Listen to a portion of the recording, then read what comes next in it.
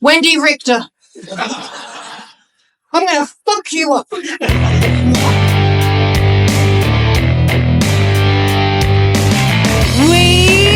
want Mina. Mamacita. Thank you, Trish. I am Medusa, always have been Medusa, and always will be Medusa.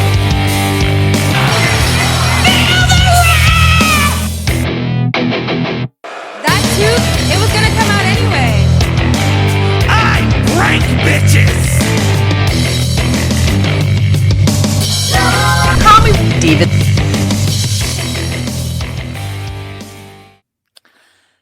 Did anyone else's brain break when Megan Bain and Penelope Ford came on the screen?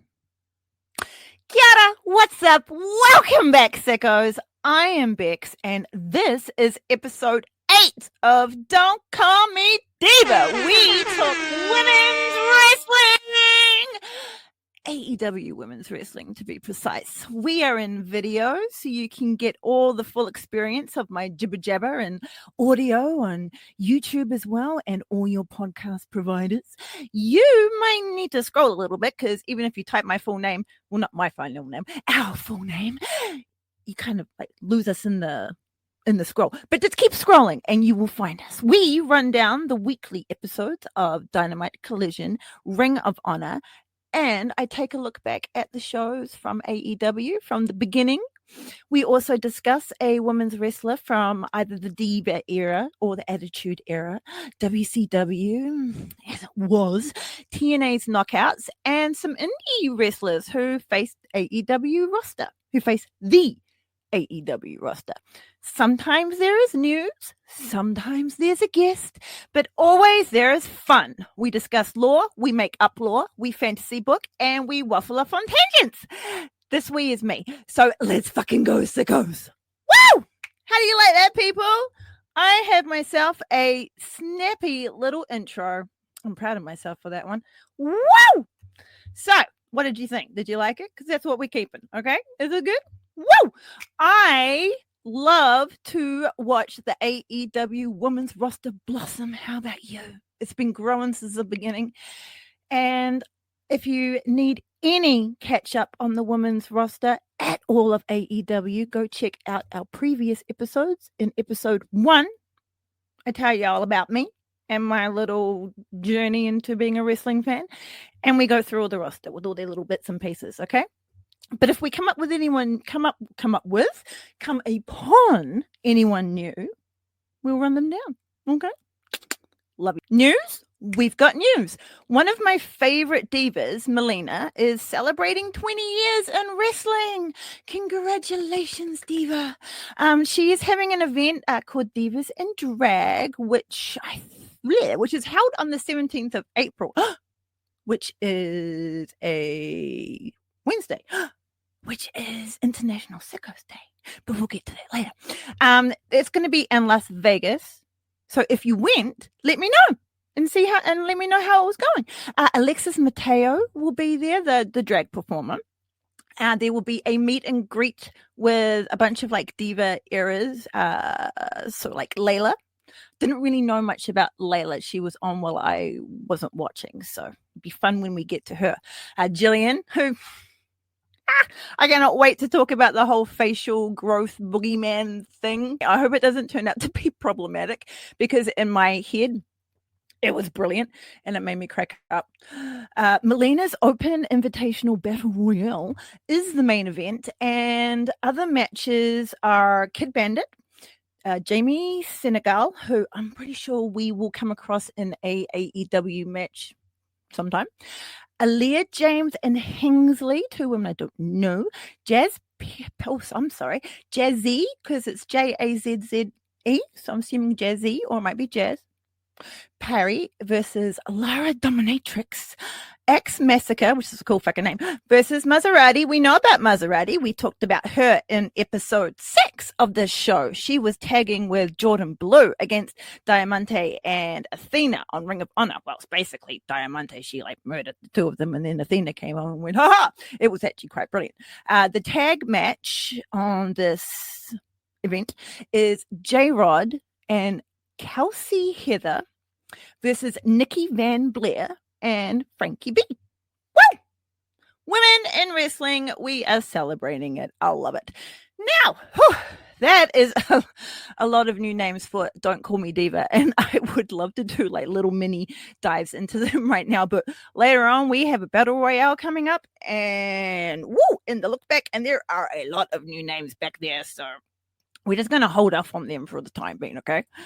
Alrighty, let's get into it, people.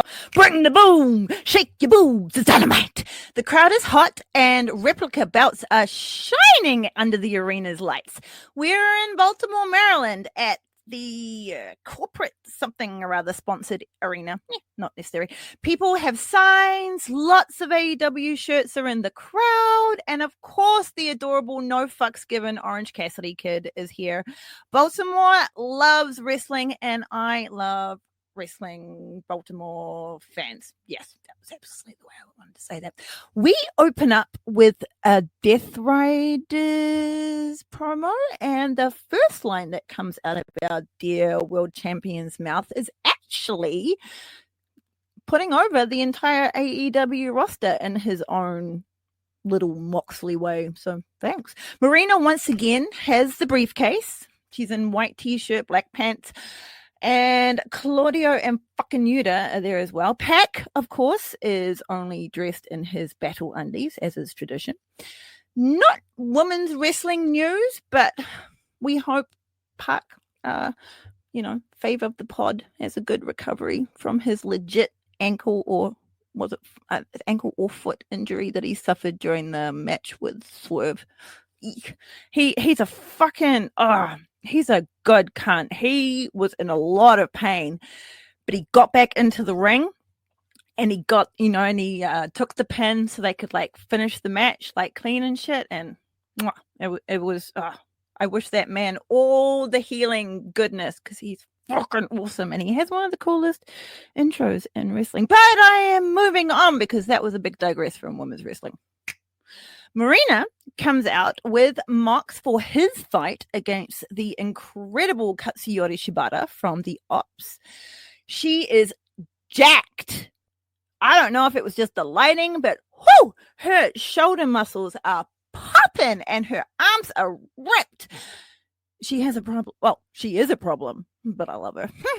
She hangs outside the ring, as is tradition, and the two men have an excellent match. Afterwards, she holds the ropes down for the men's world champion, but they are stopped by the arrival of our dastardly EVPs, the Young Bucks.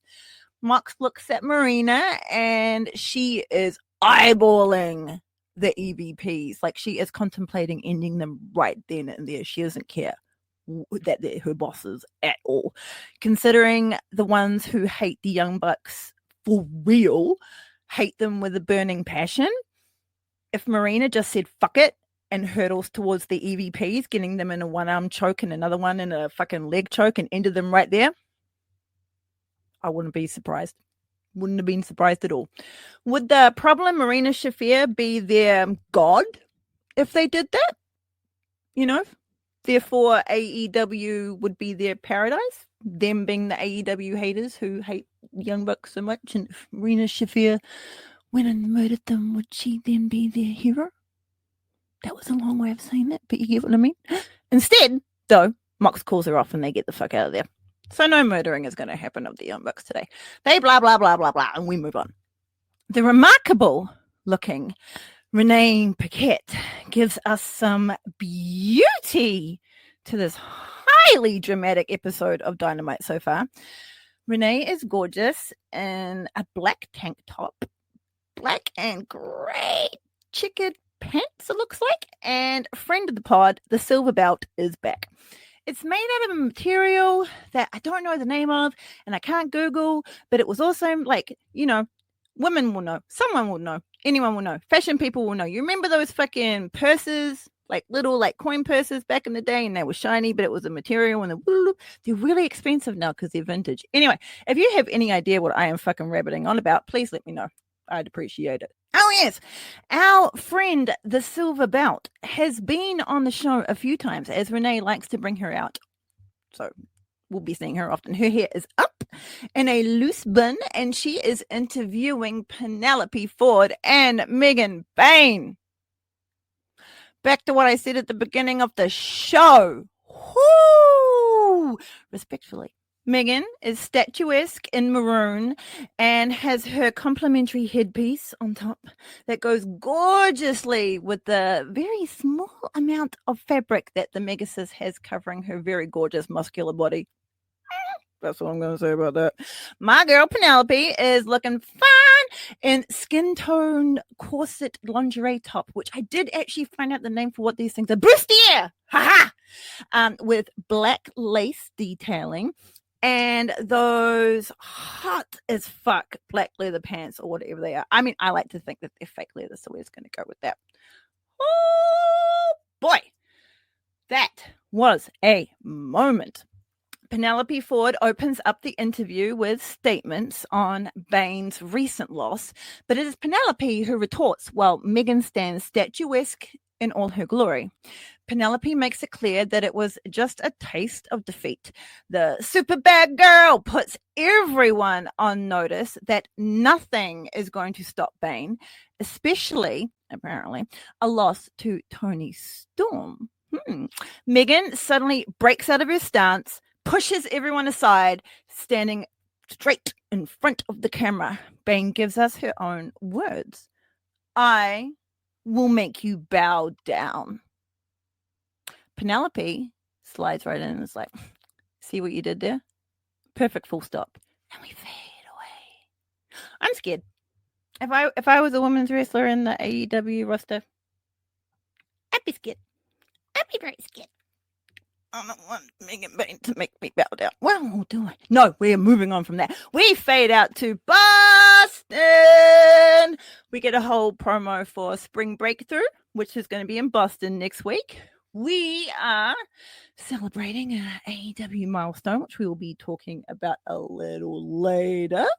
Everyone, you guys already know, but we're going to get Collision on Thursday, which is awesome. It's going to be probably a long ass show for Boston, which is quite cool, like a mini little pay-per-view, which is awesome. So have fun. If you went, let me know, because I would like to know how it went. It's time now for the first match of the Owen Hart Cup tournament on the left side, and it's about to be heavy because it's Thunder Rosa versus Chris Statlander. People. As we discussed on episode 7, Rosa and Chris left things a little bit violent between them. So here's hoping we can all still be friends after one of them wins.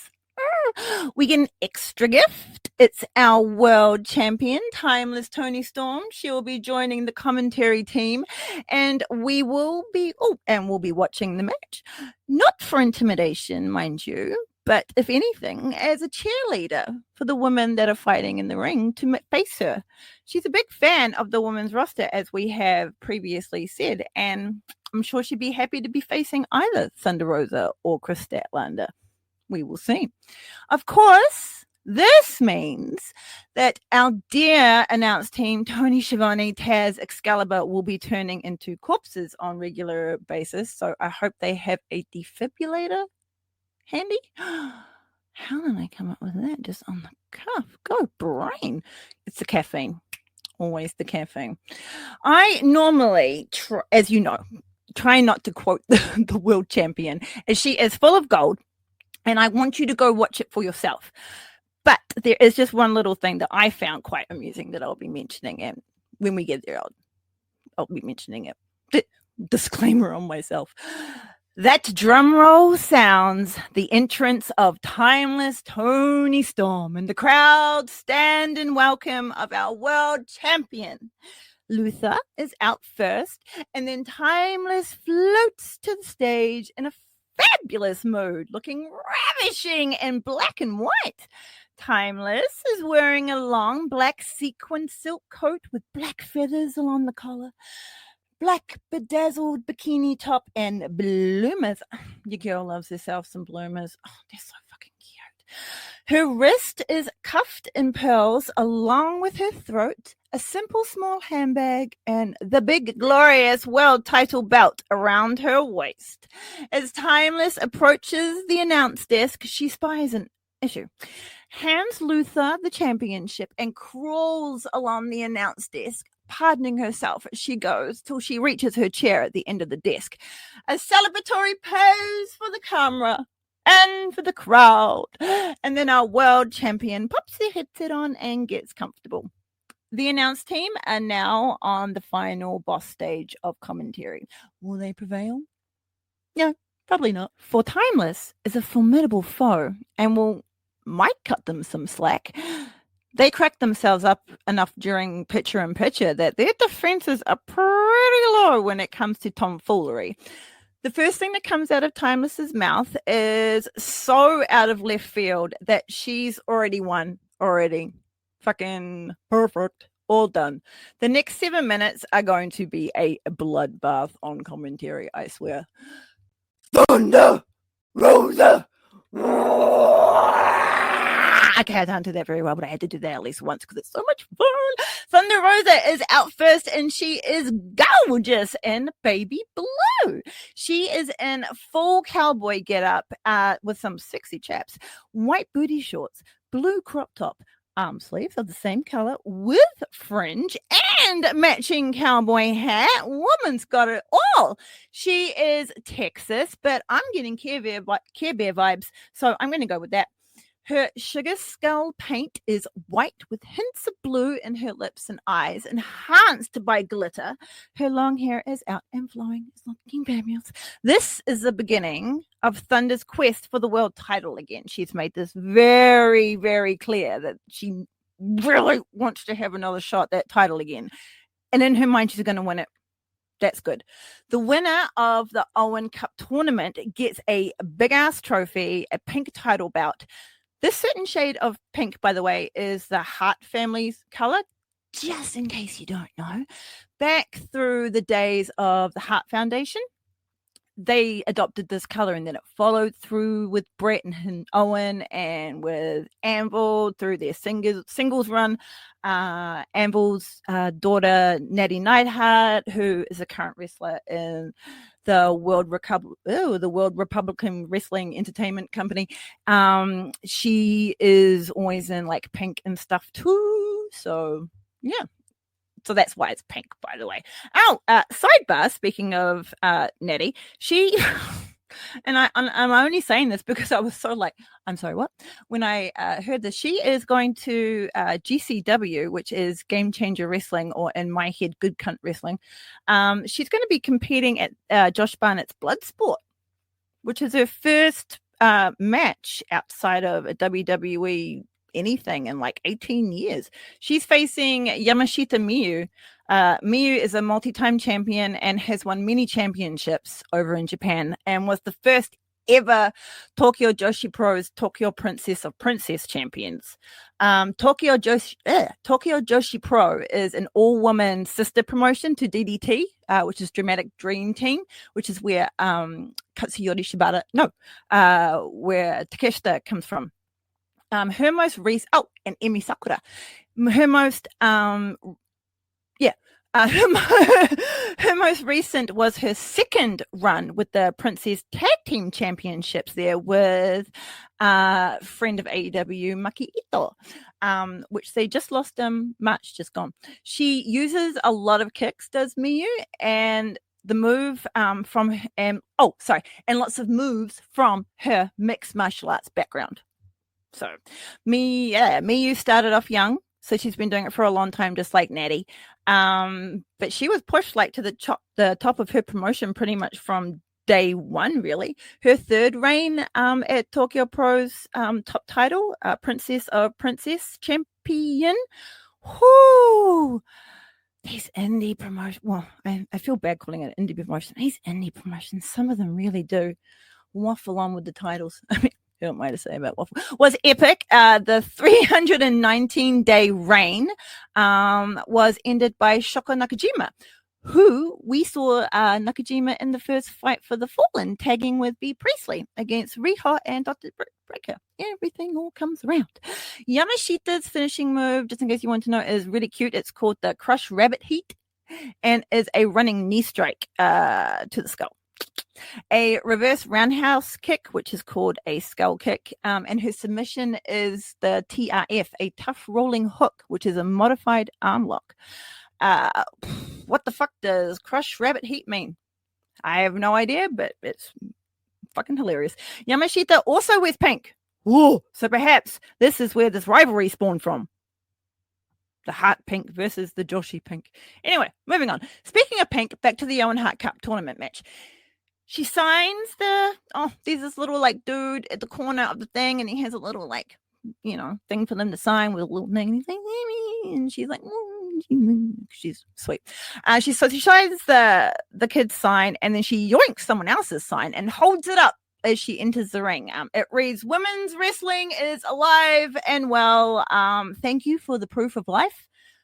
We were wondering here at Don't Call Me Diva, but now we know. Thank you." Chris Statlander comes out next. The lights go down and we see her silhouette in the blue light. It's so cool. Stat is in orange and yellow today in a two-piece battle fit with matching arm sleeves and black bandana. Chris also takes a moment to admire the prize on her way to the ring. I forgot to mention earlier, but the cup is like standing there when they enter the ring. So right there. Oh, it's next to that kid with the sign. And as Rosa had walked past it, she had admired it on her way. And Chris also does the same. It's quite fucking huge. I mean, I don't watch sports, but like, I've seen like sportsmen drinking out of a big silver thing. So just imagine your like favorite sports team's cup. If it's a big one. If it's a big one. And that's probably the same thing. They both have the goal, and the goal is to win. Thunder is battling against Statlander's strength, you see, and doing well until Chris ramps it up, and she sends Rosa to the corner. We knew it was going to start off hard and fast. So here we go. While Statlander gives us all a glorious gun show, little cheeky, Timeless delivers the line that cracks me up, and I will share here. So it is so much better coming from her mouth, of course, as everything does, which is why I usually don't do this. But Timeless is praising Chris Statlander and proposes that if they were a team, so she says, if we were a team, we'd be called Thunder Thighs. And then just out of the blue, she sideswipes Mr. Chabon, in her words. If we were a team, you'd just be called Tits. Taz dies, Excalibur treads water, Tony Schiavone is adrift at sea, and I am cry laughing on my seat. It just caught me so out of blue. So out of the blue. I love one of the things that's going to crack me up the most is like if someone's just like blabbering on and then just out of the blue, someone like next to them just gets like a stray fucking bullet, just like bang. It's like, what the fuck did I do? I love that. It's always going to crack me up. Back in the ring, Thunder and Statlander are countering each other's offense. Thunder will get Chris down with a roll up for like the first pin, but Chris will easily kick out at 1. This is the first time they have faced each other, by the way, and this first act of the match feels more like they're kind of testing each other's limits, feeling out the strength or potential weaknesses to exploit in one another. This is the third time Chris Statlander has been in the Owen Hart Cup tournament. In the first one she was actually a replacement for Hikaru Shida. Shida needed to have a doctor's examination by the AEW doctor specifically after her street fight against Serena Deeb before she could have her second round match against Red Velvet. It is AEW policy to do this for absolutely everyone. And it was just a case of Shida was just simply unable to get back into America from Japan in time. It's just a pure travel thing. So Chris replaced her in that one. The second was in 2024, last year. She bet Nyla Rose in the first round, but then lost in the second. Lost in the second round to 2023 winner Willow. Jesus, that was tongue-tying my brain for no reason. This is Thunder Rosa's first time in the Owen Cup tournament, and Thunder Rosa is, like I said, very passionate about regaining the world championship. Her first reign, which I think I went over slightly before, was interrupted by an injury. It was an injury to her back. But if we're going to go like realsies here, it wasn't like the hottest run at the time. In a previous conversation before we started recording this show, we were talking about how like Thunder didn't really seem to have it all just working right at the beginning. I'm making judgments, but like her character was coming across kind of arrogant-y. I don't like the promos weren't really connecting. There was just like off stuff. But recently, relating not to a certain whatever, she's really like feeling herself, and I can just feel like she's a lot more like natural in her skin and in herself and in her character, and it just feels really, really good. She's really blossoming now. So yay, Thunder. So I reckon like just like how it worked out with it hasn't worked out yet, but just how it will work out with Hangman and Page, who also like just ended up having a lackluster world championship run. I feel like both of their second runs are going to be like oodles better when the time comes. It's going to be a lot better. I definitely think another title run is in Thunder Rosa's future, the world title run, definitely. And when we get these tag fucking belts, Tony Khan, there are a lot of Tonys in wrestling. Oh yeah, I can't think of any others off the top of my head. Not that I was prepared to, but still, there are a lot of Tonys in like the top area of AEW. Tag teams, titles. Gimme!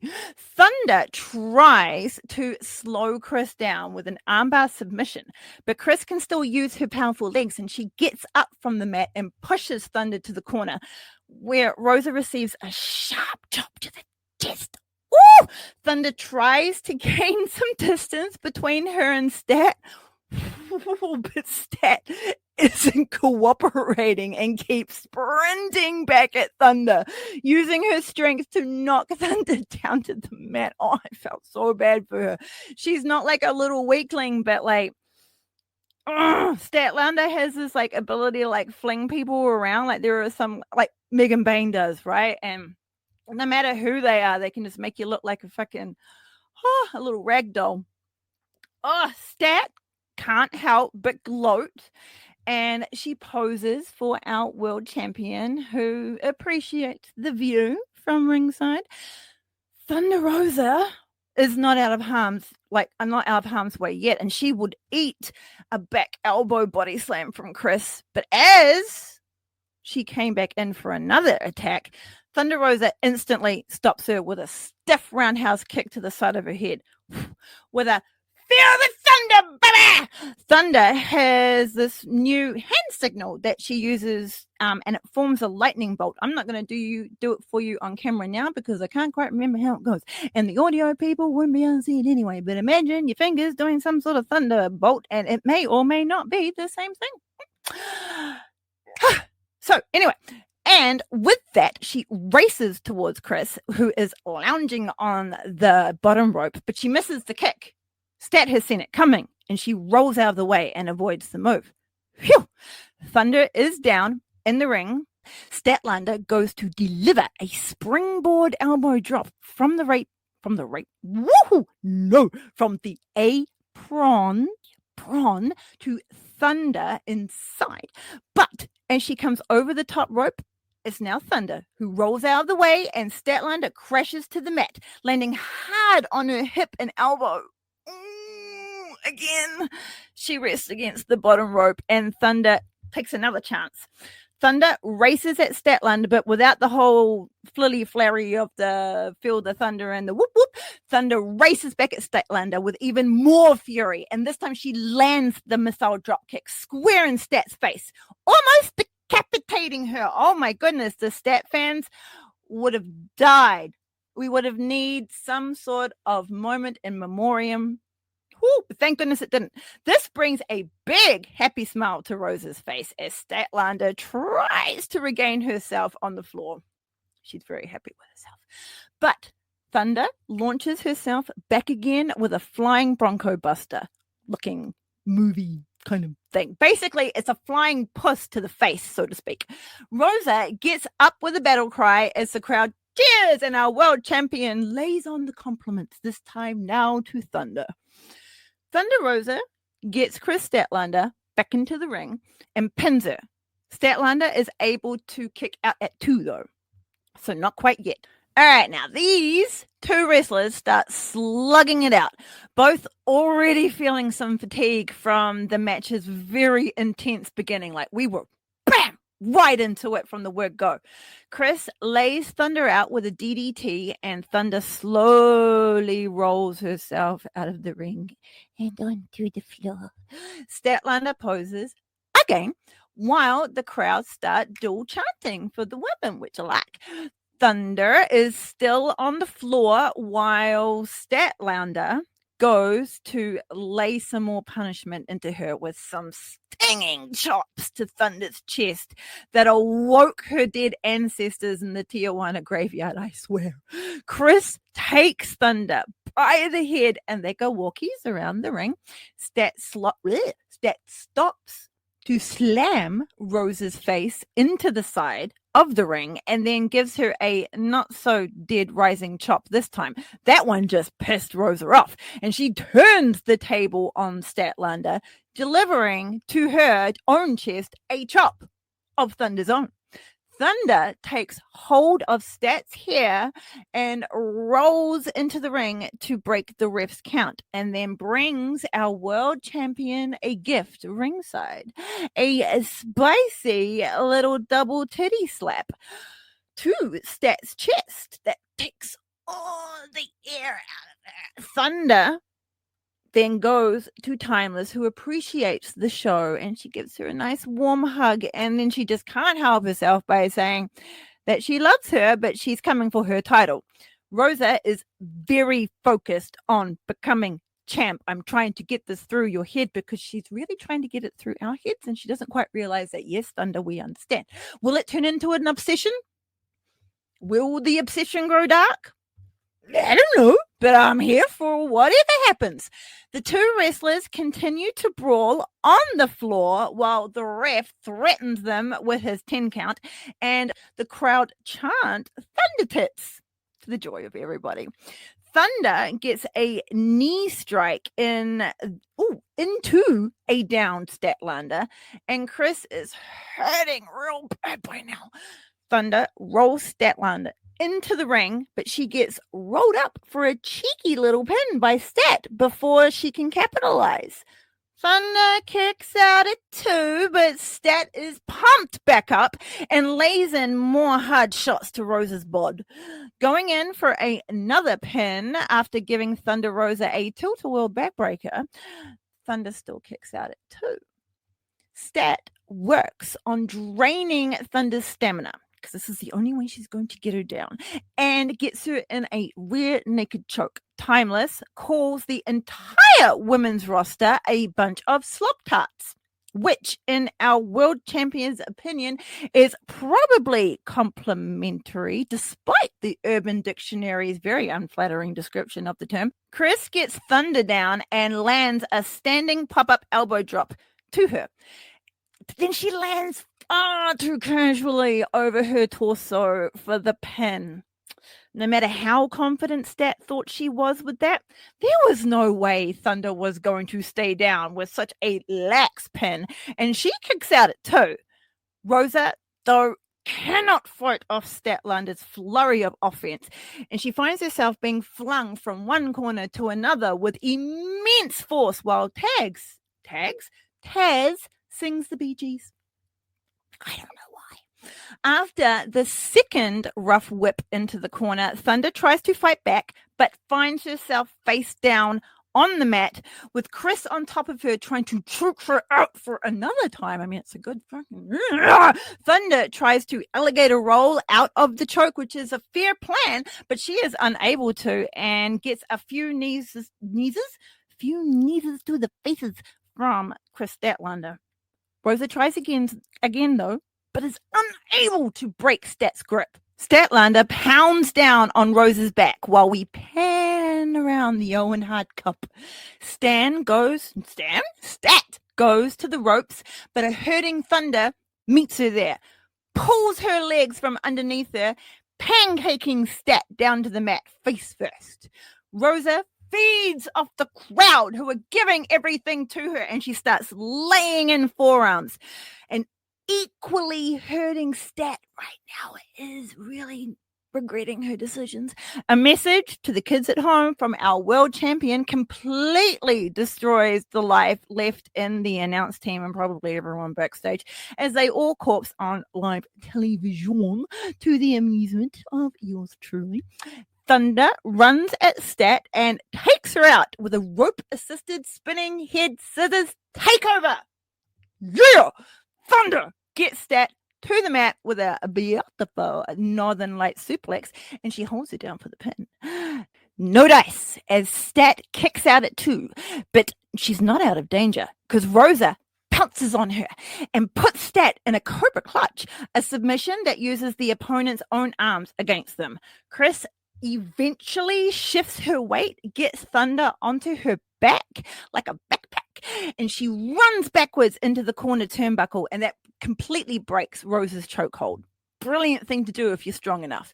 A swift kick and an incoming Stat, though, gives Thunder some room, and she flies at Stat for a Agazadora, which is a great transitioning move. But before she can finish her plan, Statlander turns it into a beautiful blue Thunder Bomb. Woo! She pins she pins down Thunder's shoulders, yet Rosa still kicks out. After 2, Chris is stunned, but I am not. She is stunned again when Rosa connects a boot to her face and then puts her in a position for the Tijuana Bomb. Stat, though, gets her wits and drops to the knee, blocking the move. Thunder tries hard, but she soon finds herself on Stat's shoulders. Some quick thinking gets Thunder out of that danger, though, and she undrags Statlander down to the mat. Very impressed. The two wrestlers tussle until Thunder gets Stat in position for the Tijuana Bomb again. This time, Statlander lifts Thunder over her head, though. Thunder keeps her arms locked around Chris, and she turns it into a sunset flip pile driver. Woo! That was a brilliant counter. Thunder Rosa fairly goes for a pin. But our dear Chris Statlander, our dear Chris Statlander is not out, and she kicks out at 2. Thunder is now the one who is shocked and also very frustrated. Stat is hurt. Feeling the thunder, Rosa hits the ropes, smashes Chris in the face with a running knee. Smartly, Thunder goes for another pin, but Chris still has her wits about her, and she kicks out at 2. Even more frustrated now, Rosa screams at a kneeling Stat, "This is nothing personal," and slaps her face off, runs to the ropes, but that slap has activated Chris, and Rosa runs full force into a feisty lariat. Thunder is dazed as Stat flips her upside down and brings her crashing down onto the top of her head for Stat's finishing move, the Saturday Night Fever. That will be 3. Chris is now onto the semifinals, but will she be facing either Hayter or Starks? While Statlander gets her hand raised in victory, our world champion gets on top of the announce desk and gives her, and I'm sure Thunder as well, a standing ovation. We get a bow and a kiss blown from Stat to Timeless, and the fandom goes wild. Thunder is stirring, and Stat goes to help out her friend. Statlander poses in the ring, and we fade out. Thank you, Thunder. You did a very, very good job. And go on. I'm not quite too sure where Thunder's going to go from here.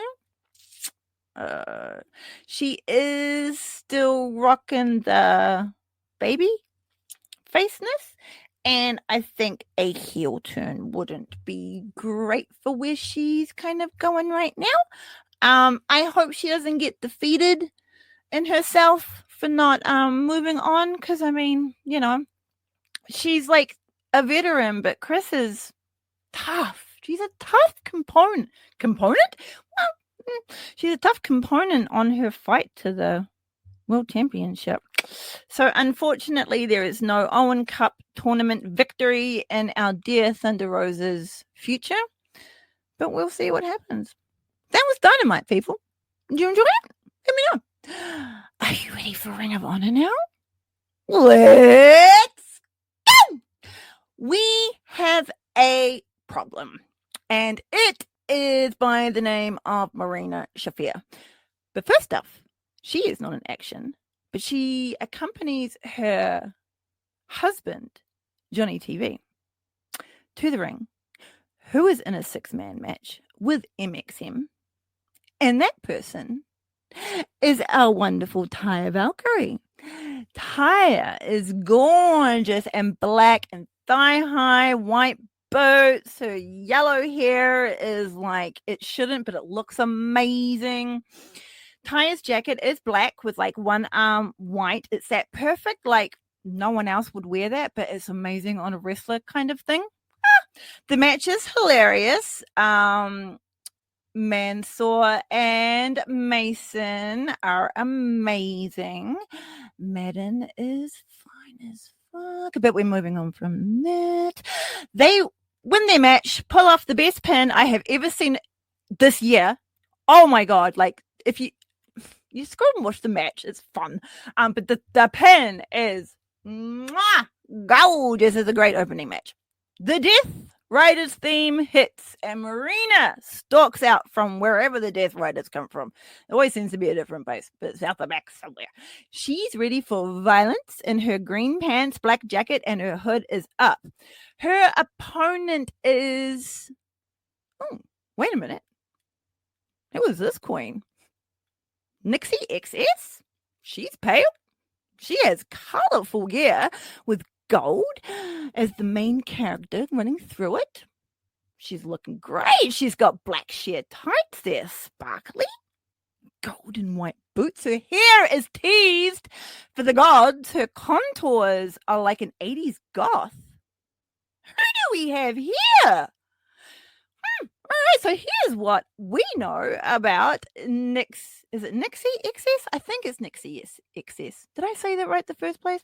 If we don't, it won't be the first time. She is also known as the Versace of Violence. I like that. She has won the WrestleMax women's title back in August of 2024. That was in a 6-way featuring Shazza McKenzie, Heather Monroe, and Blair Onyx, who we have seen on AEW television. AEW television. She lost it though to a count out to Kaya McKenna a month later. That seems pretty shit. Losing your title to a count out? Didn't think that could happen, but hey, wrestling rules are different everywhere. She is from St. Louis, Missouri. She is 5'7". Her entrance music is a bop by called Bossy by a Bear, Baer, and King 80. I actually did some schlooping for that because fucking bop. Anyway, carrying on.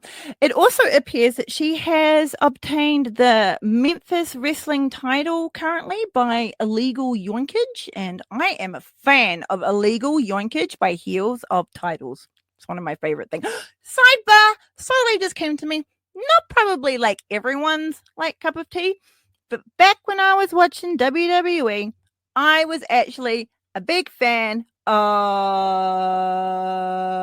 all I can remember is the Bollywood Boys because I love them.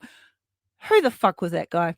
Tall guy, Mahal something. You know who I'm talking about. Remember when he fucking yoinked the championship and then like sped away in his limousine and he was like up through the, what do you think was it, sunroof, and he's like, oh, like, fuck, had me in stitches.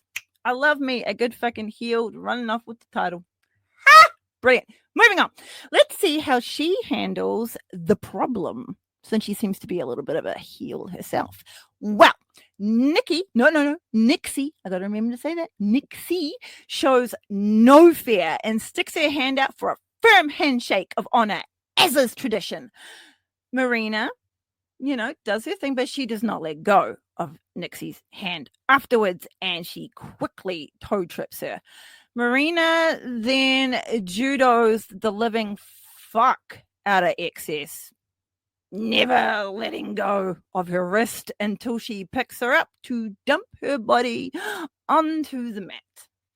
Nixie retreats to the somewhat safety of the ropes, but finds herself in the corner and on the receiving end of a sharp chop to the chest from the problem Marina Shafir that made me feel uncomfortable.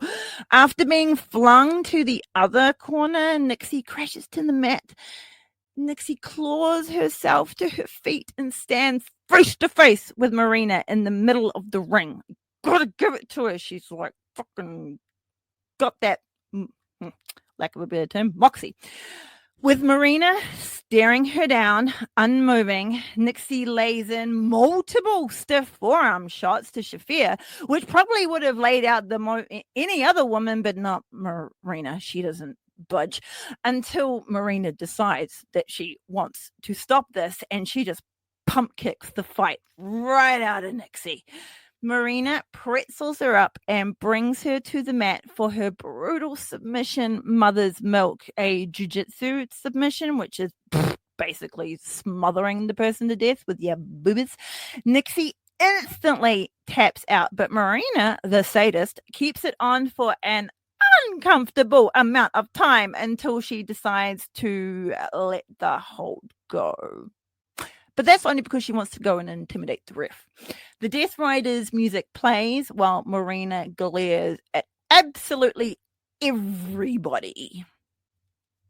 It was not a squash. Nixie did well. She kept on getting in there. But, Marina. Ow! After some other stuff, we get a promo from Taya Valkyrie. She's back, and she's even more boobalicious than she was before. She is in silver with long black PVC-esque type gloves.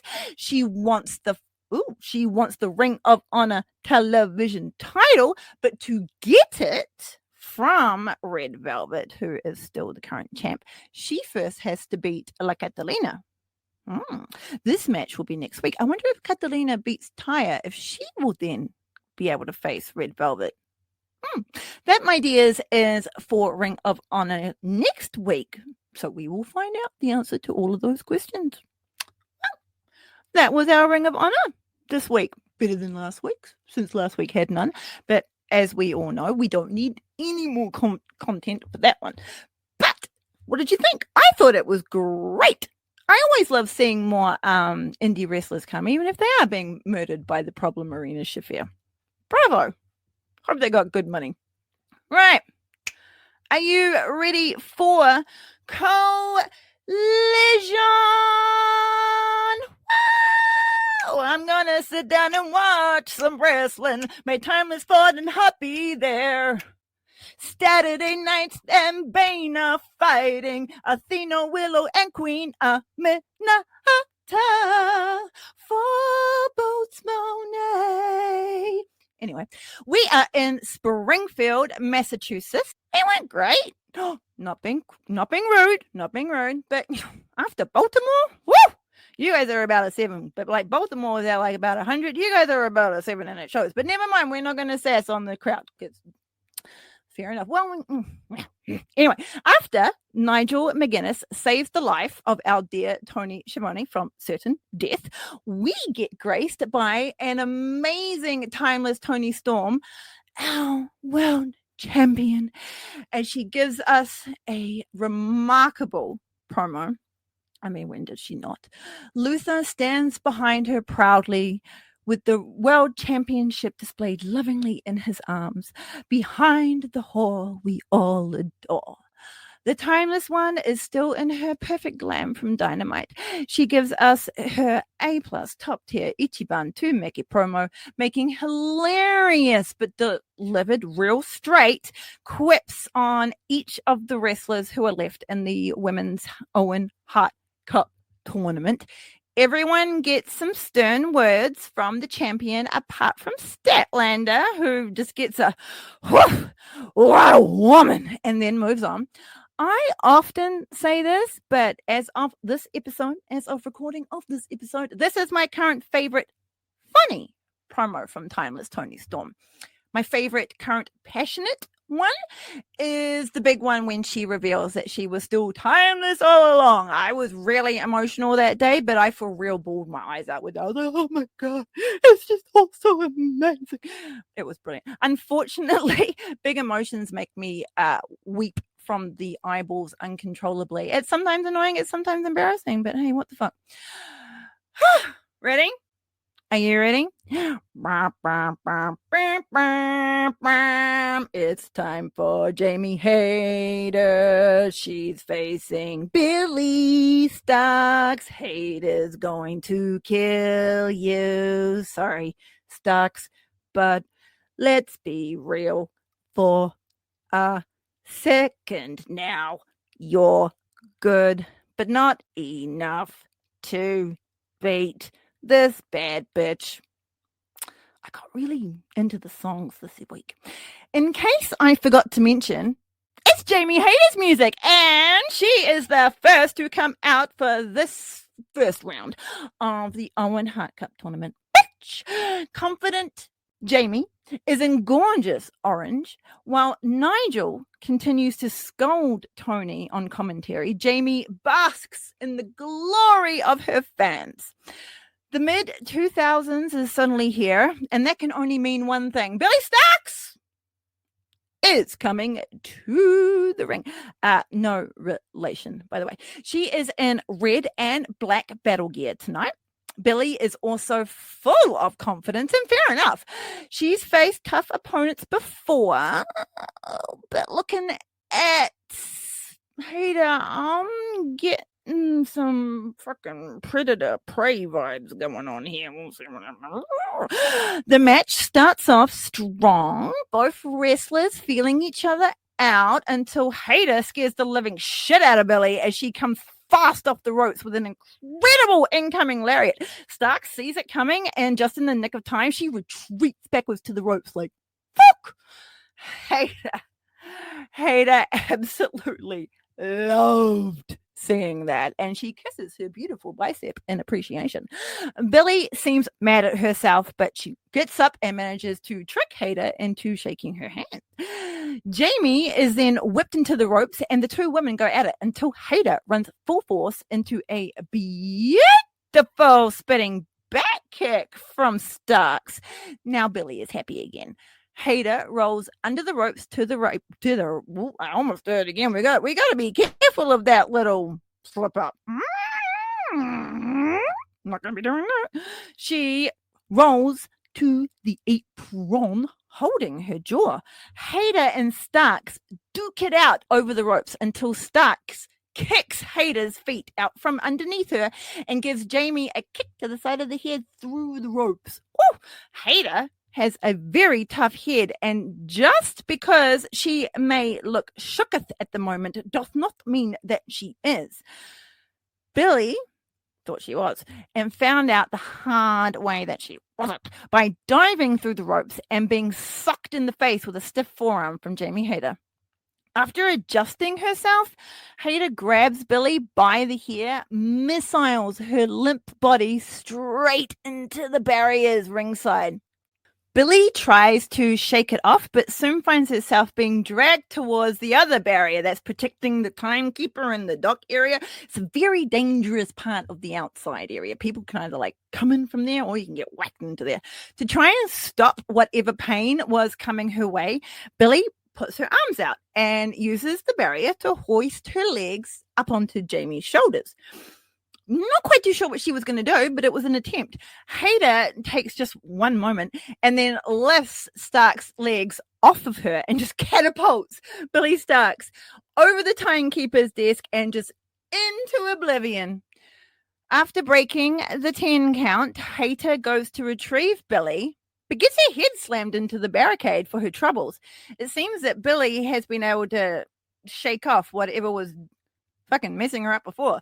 Jamie tries to get herself together in table pose, but instead becomes the landing pad for a senton atomico from Starks. This is one of her favorite moves, by the way, and she does it really brilliantly. It's very high powered. Billy rolls Hader back into the ring for the pin, but instead Jamie kicks out at 2 and they start fighting it out again. Billy Starks yells out, "Grit your teeth," which I thought was spoken for by people that we haven't seen in a while, but never mind, and nails Hader in her beautiful face with a knee. Jamie Hader wiggles out of Billy's grasp and counters her back elbow with a whip to the corner. As Billy bounces back, she is sent to the land of pain via Jamie Hader and her beautiful spine buster. A sexy pin for 3, but no, it is a 2. Billy is still in this thing. A cheeky little smile, and Jamie walks over to Starks to casually choke her with her knee. The ref is counting to 3, looking directly at her, but Jamie knows how to exploit it and returns to choking Billy with her knee after letting go. Starks only has a few moments to recover from this before Hader is grabbing her by the hair. Billy fights back, but gets a significant amount of health taken off her by a short and stiff lariat from Hader. Billy rolls out of the ring onto the floor for a mini recuperating moi. After taking the piss out of Billy for a brief moment, Jamie goes to the outside to graciously help Billy Starks back into the ring, pausing only briefly to smash her face into the side of the ring. Rude. Hader, now feeling bad for interrupting Billy's snooze, puts her in a tight chokehold. Billy, though, is not in the mood to sleep anymore and rises to her feet and starts elbowing Hader in her gut. This was not the best plan, though, because soon Billy will be in Hader's control again. And this time, Jamie decides to use Billy's head to test out the turnbuckle sturdiness 20 times. We know this because the crowd counted along. The Count from the Muppets would love wrestling. I'm surprised I actually haven't seen. There's probably some sign with like the Count in it. There's got to be. Oh, never mind. We get a nice close-up of Billy's eyes rolling around in her head before she is whipped into the corner by Hader and given a sweet and spicy chop to the chest that made the entire arena and everyone who was watching it wince in pain. Billy's like, you know what? I think I'm just going to collapse here in the corner for a while. And that suits Hader very much because she shoves her boot down onto Stark's chest, squishing her into the bottom turnbuckle. Billy has another little flurry of offense, but gets her leg caught by Hader. Hader then just sits down on Billy's back and wrenches on her leg. Billy is able to still come up with a very smart plan through the pain she must be feeling and eventually manages to topple Hader off balance, and she goes head first into the corner turnbuckle, instantly breaking the submission. Even though it looks like Billy is lame on one leg, she quickly puts that pain on the back burner, and Hader finds herself in a whirlwind of trouble this time, being bashed around by Billy's limbs as if she were the lounge floor's rug on wash day. Starks surprises everybody by getting Hader off her feet and crashes to the mat with a German suplex. Billy plants her on the mat and the crowd wake up as it looks like this might be a 3. But Hader powers out at 2. Billy takes a moment to internally vent and then goes back on the attack. It seems like Massachusetts are quite behind our dear Starks. She tries to hoist Hader up, but Jamie knees her on the top of the head. It works really well, and she comes crashing down.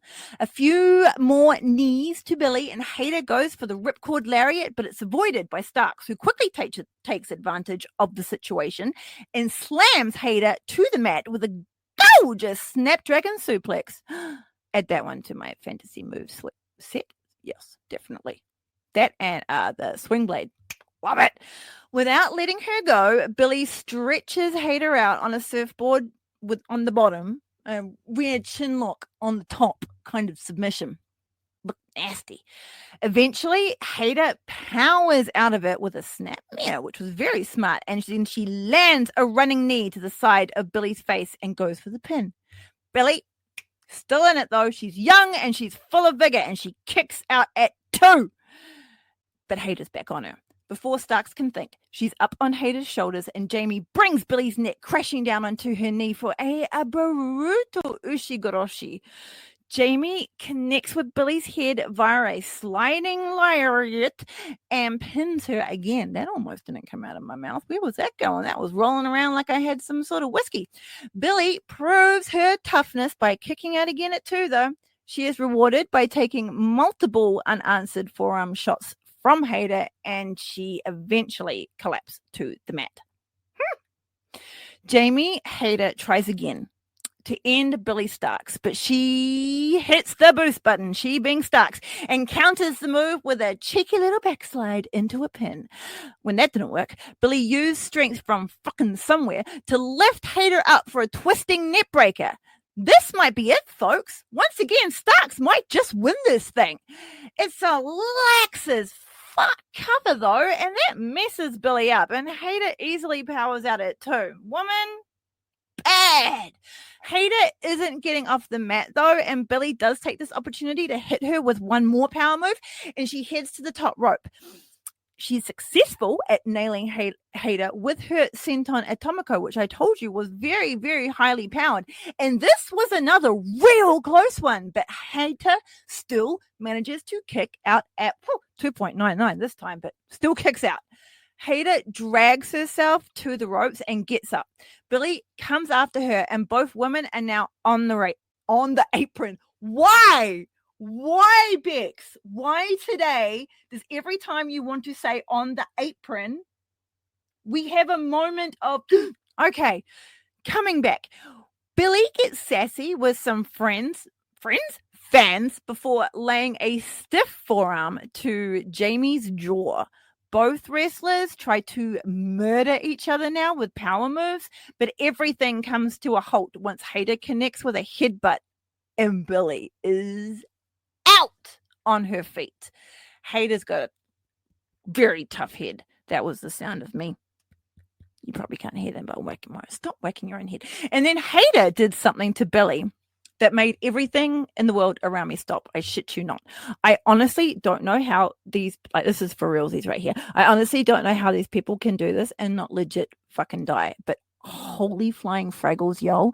Hader gave Billy Starks a sheer drop brain buster that went from the apron crashing down to the floor below.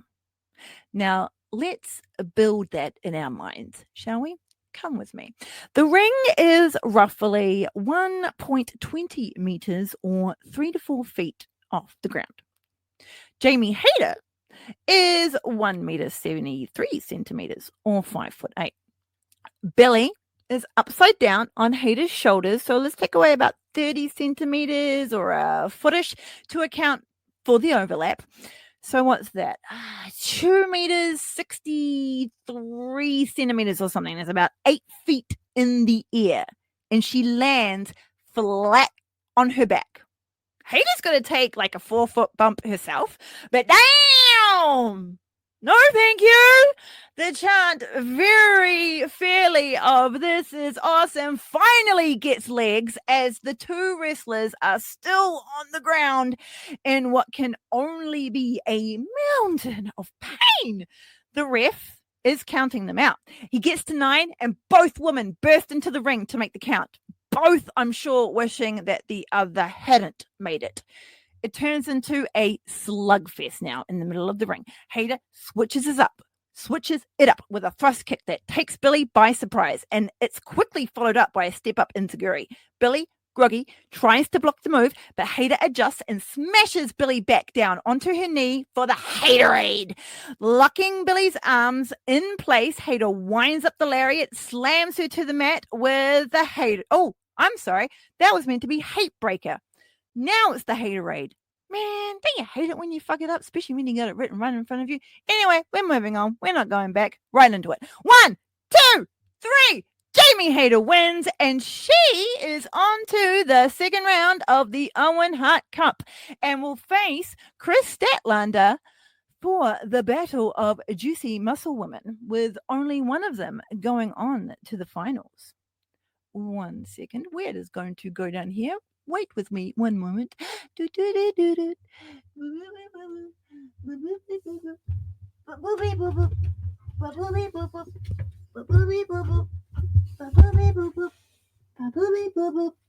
guy is here. He's in the way. He's saying hello. His name is Smoggy. He wants to be on the little show now. All right, bye, baby. So that's what's been distracting me. The guy is wanting to be a star. Hater's up, and she takes her victory bow, but she is visibly having issues with her lower back, and I hope it won't hinder her too much in the semi-finals. Now that we know who she's facing. The Death Riders cut a promo next, which means we get Marina in her white tank top, death staring into our inner being for 2 minutes. Mox makes a dig at podcast champions, which makes me giggle because one comes to mind and anyway, and fucking Yuta thinks he's hard with that forehead scar. So yeah, my boy Puck is legit injured, so Marina gets more gold to carry, and at least we get to see this one for now, unless that one's going to bloody end up in its own briefcase. After all that fiasco, Bane's music hits, and out comes the super bad girl. As we swoop over the ring, we spy 2 wrestlers in the corner. One of them is bouncing up and down very nervously, and that's fair enough. It is then confirmed by Akari Ora. Hey, I was really worried I was going to fuck that up. That we will indeed be having Bane on too this evening. Simmer down, folks.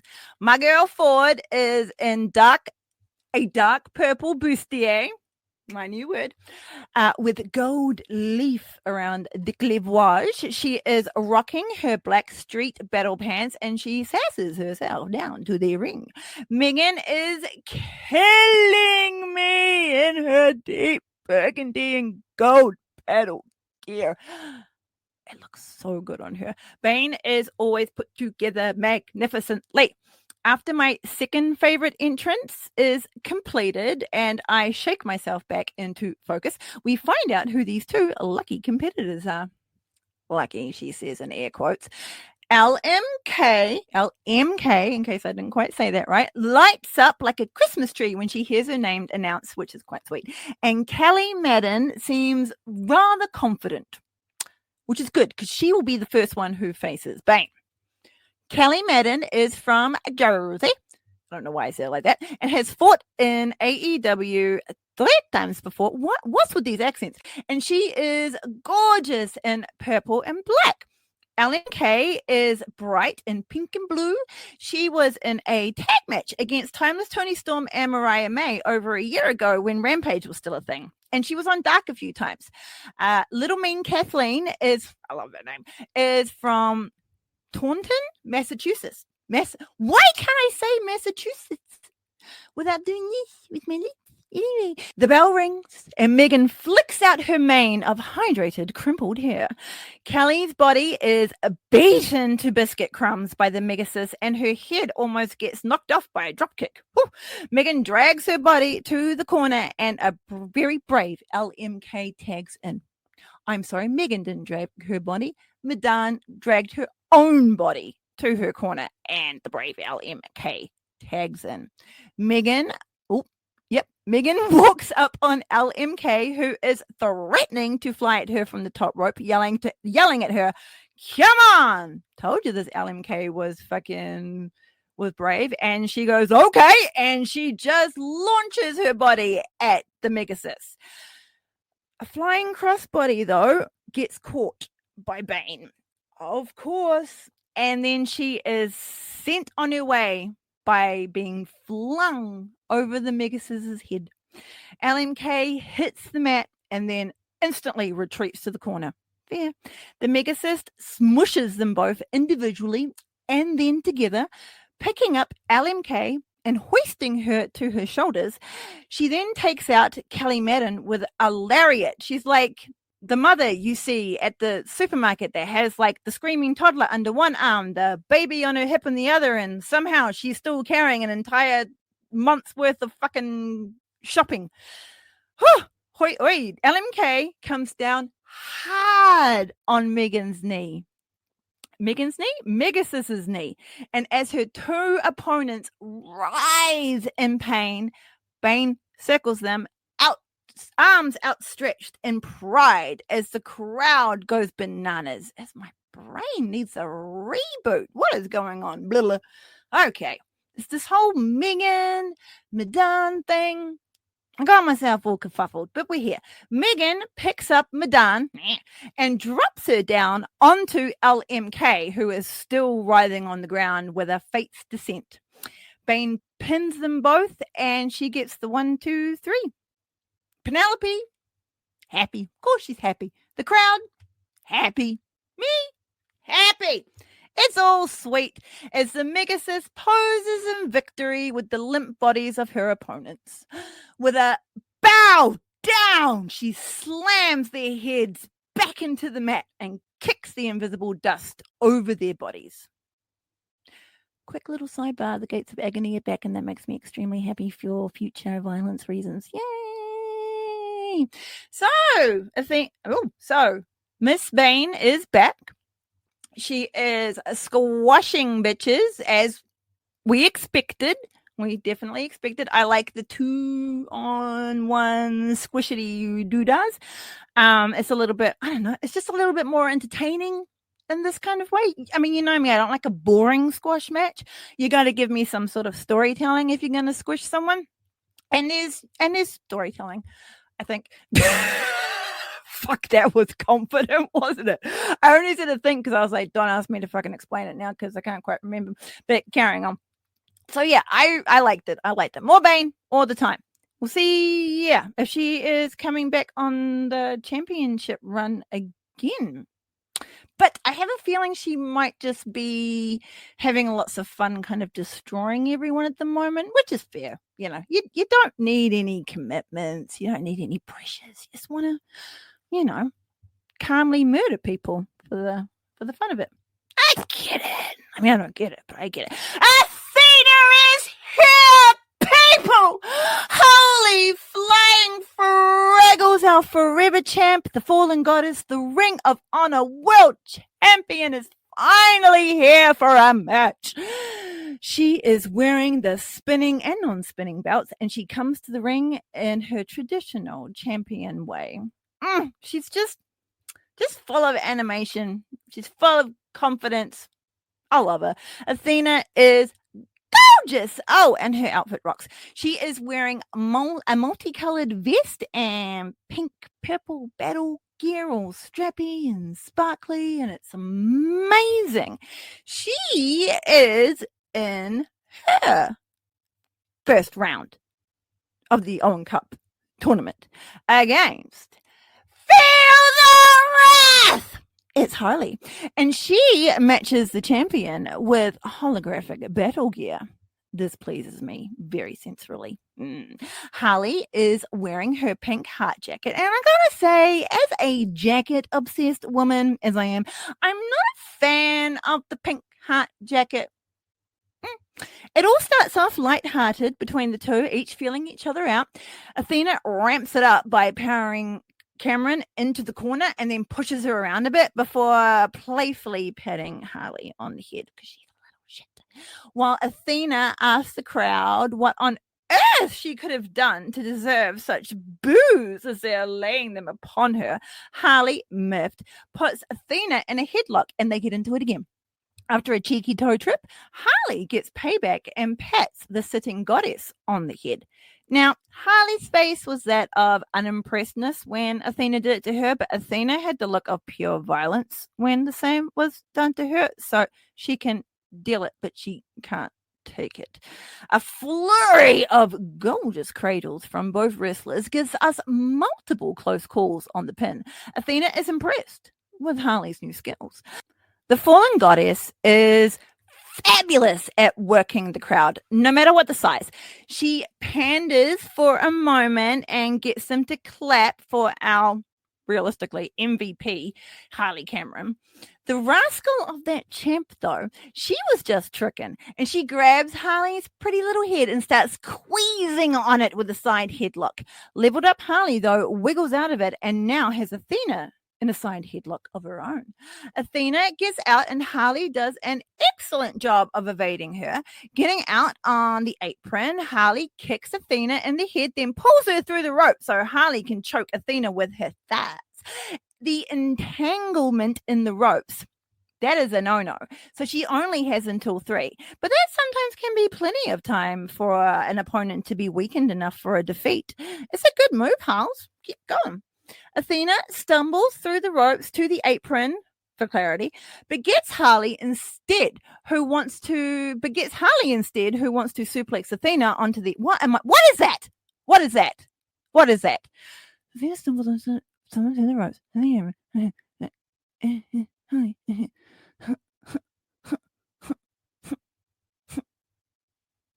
Oh, okay. Sorry.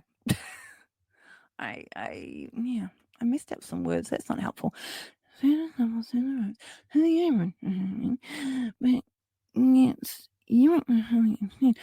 okay, cool. I've worked it. Sorry, I'm back. So I'm starting again from the Athena stumbles through the ropes. For clarity. Okay. Athena stumbles through the ropes to the apron, for clarity, but gets yoinked by Harley instead, who wants to put her into a suplex. Now that can't be happening, and our smart Forever Champ runs forward with Cameron still attached and ducks under the turnbuckle with ease because of her height, while Harley goes face first into the top turnbuckle. Athena takes advantage of a groggy Aussie and picks her up for a painful side slam onto the apron. That's not the end of her journey, though, as the Ring of Honor champion turns her over and suplexes Cameron to the floor with an almighty thud. Athena releases some tension in her neck and then decides to continue hurting Harley. She stomps on her, slams her into the steel stairs, stops to break the count, then goes back to forearm shots to the spine. When Harley dares to fight back, the Forever Champ just lays into her more. This time, our ROH World Champion uses Harley to break the count, and the two both get back into the ring. Harley tests her luck then with a quick little cheeky roll-up, but Athena kicks at it too. Harley gets a kick to the face for the audacity. Athena stalks a hurting Cameron and gives her 2 rough knees to the ribs. Harley is now in the corner and she gets more punishment in the ribs from Athena's short shoulder tackles. Athena continues to stalk, then punish Harley. A beautiful suplex from Athena, followed by repeatedly slamming Harley's face into the mat, makes her confident to go in for another pin. But it's denied satisfaction from Harley, who kicks out at 2. Athena will have that satisfaction, though, god damn it, and she puts Harley in a painful bow and arrow submission. Harley manages to break free from the choke so she could do some flippy shit and landed down on Athena for a pin. Imagine if that was a 3. Whew, that would have blown you, but it wasn't. And she kicked out at 2. Harley's back on the ball. And the two wrestlers begin to dance violently again. Cameron gets the champ on her butt with a Russian leg sweep, but that just pisses her off. And Athena landed 3 brutal kicks to Cameron, then pins her down with rage. Unfortunately for Harley, though, the rage is here to stay. She kicks out at 2. An absolutely seething Athena gets up off the mat and hangs Cameron upside down on the turnbuckles for a tree of woe. But she does something different. Athena holds her up and she starts kicking Harley in her back. Woo-hoo-hoo. This makes her a lot happier now, and Athena celebrates in the ring before running in for a drop kick. But she only finds the turnbuckles because Harley has avoided contact via core strength. Harley bonks the fallen goddess on the noggin and then twists her around and slams her back down to the mat. A running lariat, then a step-up enziguri from Harley has the champ in trouble. Athena gets hung out to dry on the middle rope and gets the stuffing pounded out of her. Then Cameron brings back her foot hard down on Athena's back. Athena rolls to the perceived safety of the ring as Harley yells, "Feel the wrath!" Flying off the top rope, Harley lands the crossbody. Because it's not actually a finishing move that she's doing, because she normally does that. But Athena catches Cameron as she lands, rolls through, then deadlifts Cameron up onto her shoulders as Athena gets to her feet. The strength of Athena astonishes me every single time. I can't get over it. The quick thinking from Harley, though, turns this into a Hurricane Runner, and the Forever Champ tumbles to the floor. Harley gets a stiff thrust kick, though, to the gut from Athena, but she manages to give Athena a boot of her own. Athena tries a springboard cross body, but a pump handle suplex from Harley brings Athena crashing down to the mat. Woo! Cameron goes for the pin, but it's just a 2. The fans show their appreciation with "This is awesome" chant. Thank you, Massachusetts. Well done. Well done. Harley goes for her finishing move, but Athena cartwheels out of it, yoinks Cameron off her feet. But just when you think the last nail in Harley's coffin has been hammered in, Cameron wiggles out of danger, takes down Athena with another head scissors takeover, and does a cheeky little roll up for the pin. The ROH World Champion isn't the Forever Champ for nothing, though, and she powers out of the pin at 2. Still dizzy, Athena finds her arm is in control by Harley, and she looks confused by this for a second before Harley boots her in the face with soul food. Harley does the right thing and quickly goes back on the attack, but Athena is so strong. The fallen goddess deadlifts Cameron up once again and slams her down to the mat successfully this time. Athena then does something I have literally never seen before. Harley is positioned like she's about to be powerbombed, but Athena reaches between her and grabs Harley's left leg with her own right arm. So when she lifts up Harley, her body twists and she comes crashing down on Athena's knee for a very creative neck breaker. Harley is on her feet, but she is very, very wobbly. She can't find Athena at all, and that is because Athena has made her way to the top rope. Athena flies at her and she lands the perfect O-face on Harley. With a "stop looking at me like that" stare down the camera, the ref counts to 3 and we hear the guitars fill the arena. Athena has won the match. So that means, boys and girls, sickos, theydies and theydems, Athena versus Mercedes will be happening at the semi-finals. Let's, as they say, fucking go. This is happening last week, and that will be at Spring Breakthrough,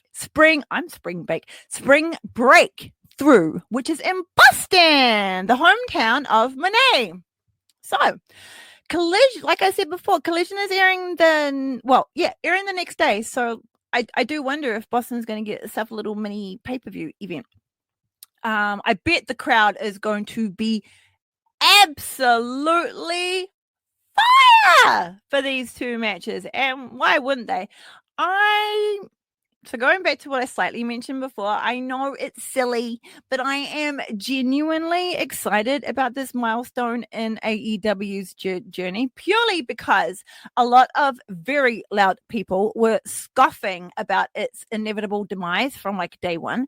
I'm happy for everybody involved, the shows, all the departments, the talent, to ring and set designers, the production, the payroll, because you all work so hard and it shows, and it gives us fans an amazing show each week. And I am so very grateful to have AEW in my life so I can share it with others. So I absolutely just am so excited about Spring Breakthrough and what it means for AEW. What did I do? It will be now the longest running sports entertainment show on Turner Broadcasting ever. Hurrah! So, what does that mean? We beat fucking WCW. Okay? Take that, Bischoff. Here's my little, not so subtle dancing around the Discord. Ha! We won. We still live. International Sickos Day, 17th of April, wherever you are. Well, I think it's 18th of April for us to be celebrating on the same day. So 18th, 17th. Woo! Well done, everybody. Bravo. All the fans, give yourself a round of applause. We didn't do jack shit. We just showed up and brought everything, but well done. Some of you were dicks, but that's fine. Well, it's not fine, but what the fuck am I going to do about it? You're just going to stay dicks. Sidebar. This show ends incredibly well. There's an incredible Owen Hart Cup tournament match between the Hounds of Hell's Brody King and the Don Callis families, Takeshita Konosuke. Only Flying Snapdragons, people. It is a brilliant match. So, just a little sidebar. Watch that. Definitely is so good. So those were our weekly shows building up to some stuff for Double or Nothing, I think, is coming up next in the pay-per-view land. But like I said, Spring Breakthrough, you're right, is turning out to be quite the event as well. So I'm excited for that. So happy 17th of April, sickos. Let's all celebrate. You can all hit us up on everything about it. We're going to be celebrating. It's going to be brilliant. Tag your fellow sickos. Woo! Here we go. So moving on with our discussions here, I will be taking you all back in time to the buy-in for the first ever All Out. Now, originally, I was, of course, going to do the entire pay-per-view, but the buy-in, because remember I said when we did the other first one that I forgot that there was a casino battle royale in that buy-in, and it was all women. So I made I made a brain fart, but remembered to check it out this time. And yes, there is a casino battle royale. So many women are involved, and to save on time, I'm just going to go through that this week. Next week, there are the two matches on the main card, and one of them is they're both basically for the title, because whoever wins between Hikaru Shida and Riho will be facing whoever wins this casino battle royale in that second match for the title, and then the first ever women's champion will be crowned. So we will go through that next week, but this week we are going to the buy-in. Oh yeah, it's buy-in, because we just want to make this all. I want to make this all fit into a nice little consumable meal for everyone. Don't make it too long, too many courses. So the first ever All Out buy-in in AEW, and this is where I learned that Fighter Fest and Fight for the Fallen are not actually considered pay-per-views when I was looking back at them. So they belong in the wicked ass double amazing wicked weekly show category, not the pay-per-view category. We are in Illinois in a place called Hoffman Estates in Chicago. Like I said before, on the pay-per-view, Riho is facing Hikaru Shida for who will be facing the winner of this one. As always, you can go check out this buy-in on YouTube for free. The buy-in opens up with Penelope Ford walking to the ring, all in green and filled with that Ford attitude I love. Behind her is Shazza McKenzie from Oz, dressed all in pink. Sadie Gibbs, Big Swole, Dr. Britt Baker, they're all coming down the ramp behind her. We have new wrestlers to go over. So we're going to get started on that right now. First one is Shazza McKenzie. She's from Sydney, Australia. She is 160 centimeters tall, which is 5'3". She is busting her butt around the world, hitting all the indies and having a couple of matches in WWE and in AEW. Shazza is an Aussian for names like Sharon, Chantel. So like Gary and Gavin and that kind of thing would be Gazza. Brian, Bob, and like stuff like that would be Bazza. You get the gist. Shaz's finishes are the Shaztastic Stunner, which is obviously a stunner, and her submission, which is the Shaz Mission, is a crossface chicken wing. Her entrance theme is Hardcore by Cameron Iron. Shazza has been champion in 9 different companies, including Shimmer.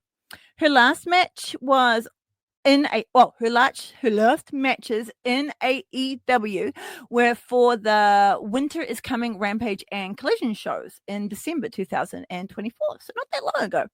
Sadie Gibbs is from Kent in England. She is 167 centimeters tall, which is 5'6".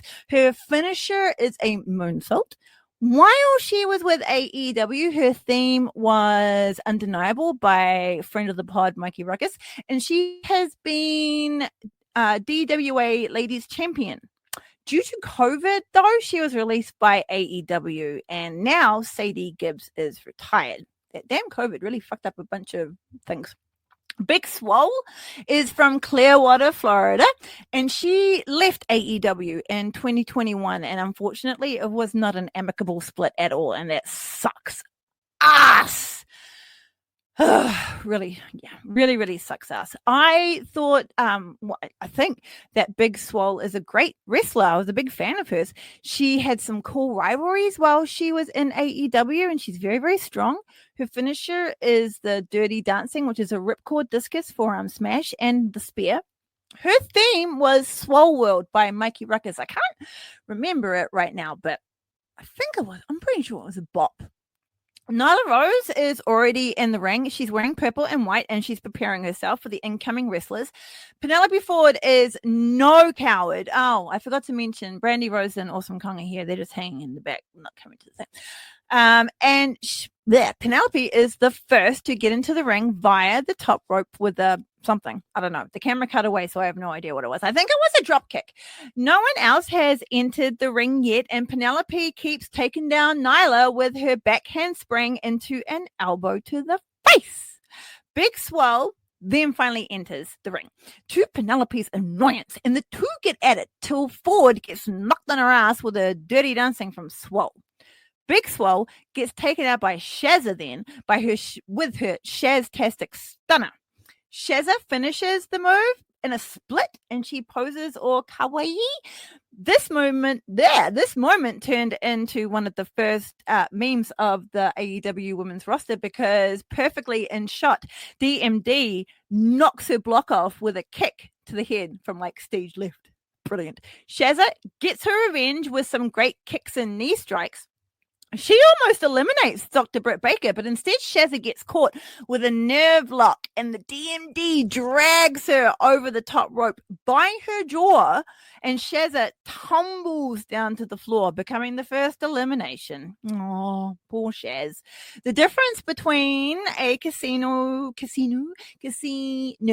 battle royale is all the wrestlers, well, not all the wrestlers, but all the wrestlers are put in suits. So, and they're a group of suits, clubs, hearts, yada, yada.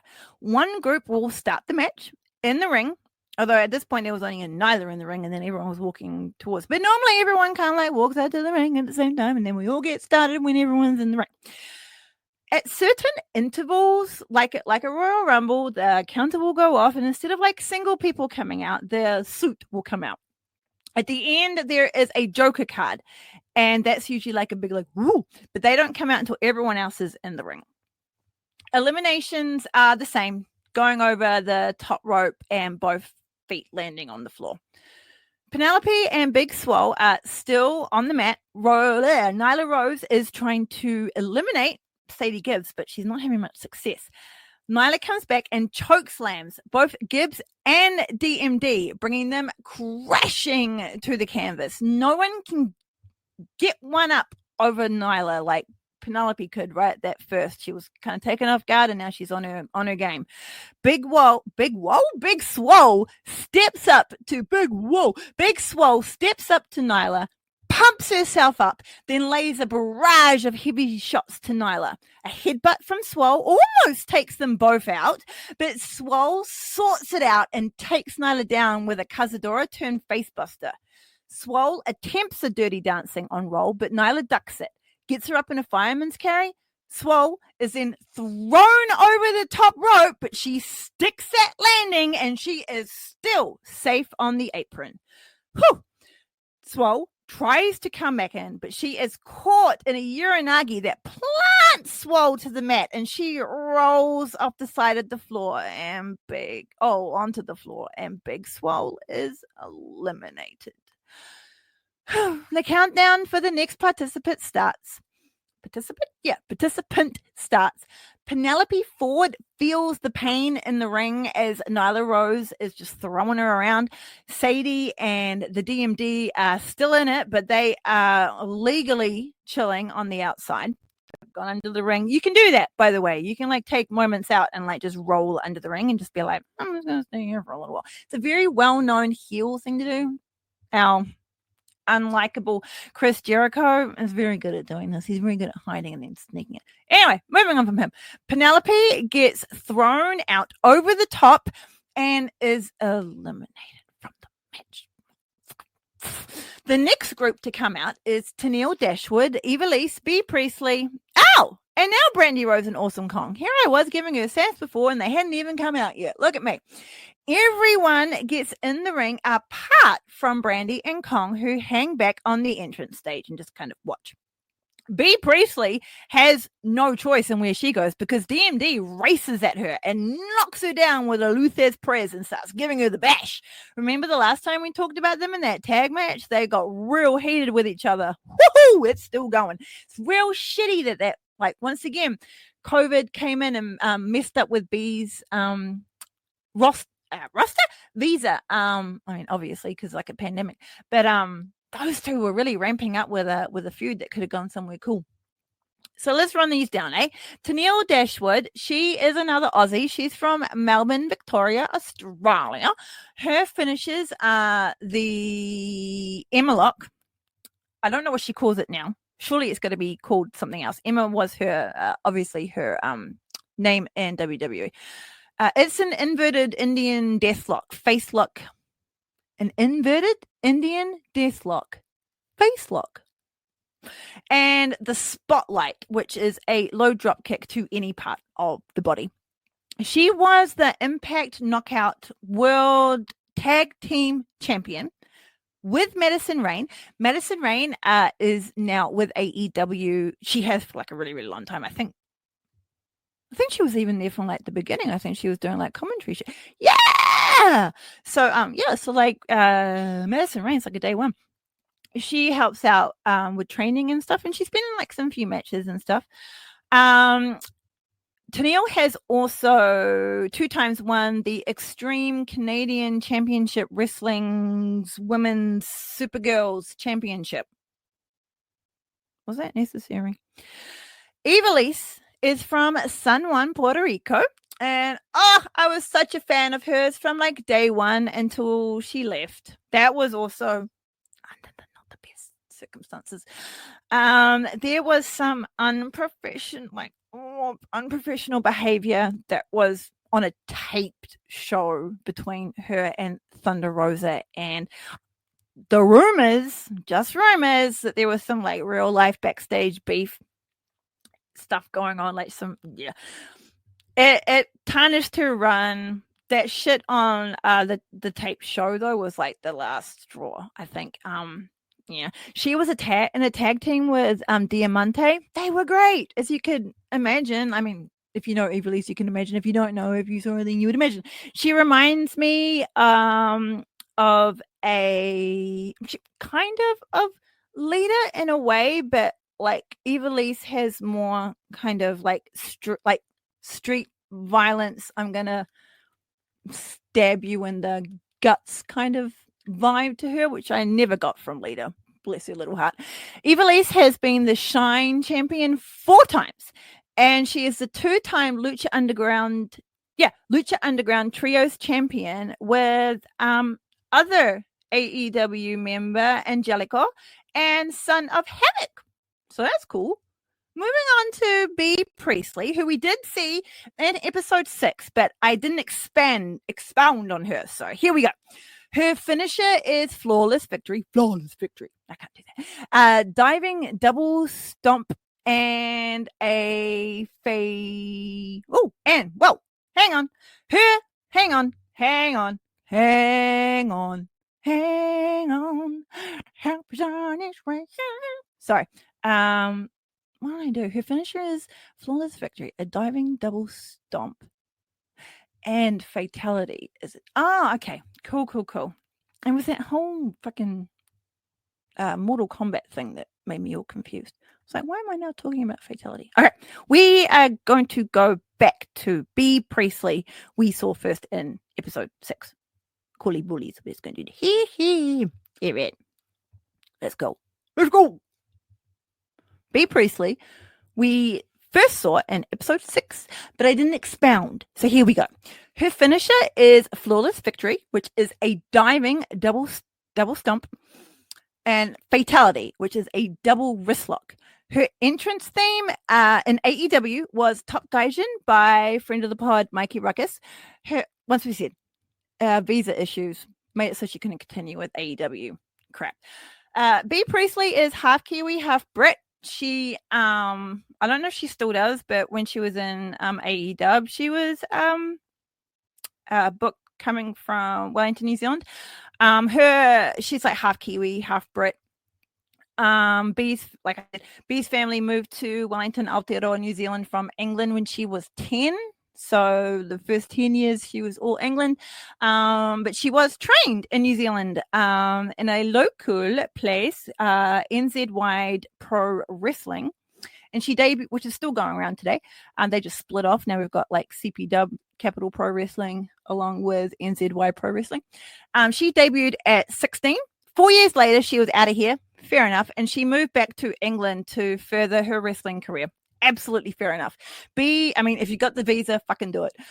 B went to NXT as Blair Davenport, where she won the NXT Iron Survivor Challenge in 23, whatever that is. B has won the World of Stardom Championship, which is their big fucking champion, and Artist of Stardom Championship. She is also 2 times Goddess of Stardom champion, once with Hater and the other with Konami. Now, Brandy. We know Brandy. Awesome Kong, we know her. But I'm still going to look back at Kong in a future episode, of course, because then we can talk about her a little bit more extensively. Now, after all that, where the fuck are we? Yes, so B and the Good Doctor have some fisticuffs on the outside for a little while, and Brandy is still hanging on the outside with Awesome Kong while the wrestlers go at it in the ring. Evilise Hurricane Rana's the fuck out of Sadie, who then gets a boot to the vagina from Evilise as she's butterfly suplexed into her by Tenille. Tenille gives both wrestlers a bone-shaking crossbody. Whoa. Then Awesome Kong and Mrs. Rhodes finally comes into the ring to pick at the broken carcasses. Well, Kong does the damaging while Brandy points and directs. Sadie Gibbs gets one over on Awesome Kong, and she pushes her into Brandy, who go down like a sack of spuds. Distracted, everyone then piles onto Kong. Nyla Rose sets her sight on Brandy, but after some fancy footwork, to be honest, Nyla goes down. Satisfied with her work is done, Brandy relaxes in the corner while Awesome Kong eliminates Tennille Dashwood and then Eve Elise. Bye, ladies. Thank you for coming. We get another countdown, and the next group to come out are Hearts. I'm not sure what the other suits have been, actually. Doesn't matter.